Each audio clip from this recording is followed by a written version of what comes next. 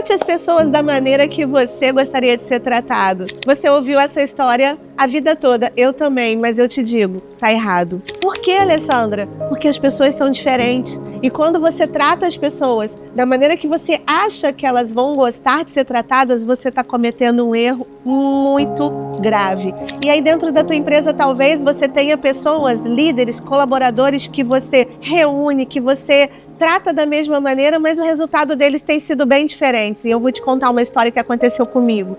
Eu, antes de conhecer sobre perfil comportamental, antes de vir para a Febracis, eu tinha 2 gestores e eles eram completamente diferentes.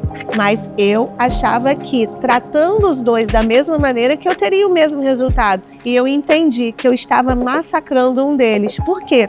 Porque um tinha o mesmo perfil que o meu. Então a maneira que eu liderava para ele estava ótimo. Só que aquele que tinha um perfil diferente do meu, eu percebi depois que eu tive esse conhecimento que eu estava acabando com a forma dele tratar as tarefas dele.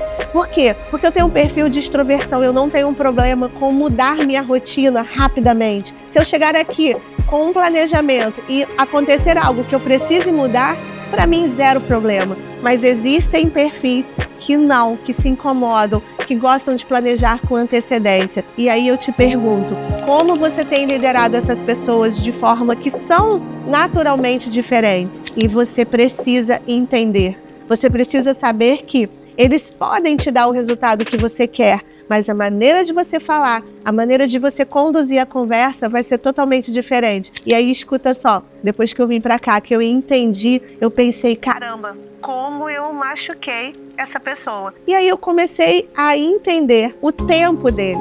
Comecei a entregar as tarefas para ele com antecedência, mas fazendo ele entender a prioridade que eu precisava, sem uma cobrança muito acirrada. E o outro, eu já trouxe ele para mim com mais organização e com certeza eu entendi que esse último ano que eu fiquei na empresa foi o melhor nesse processo de liderança. Então fique atento, conheça os seus liderados de forma profunda, que o seu resultado ele vai melhorar.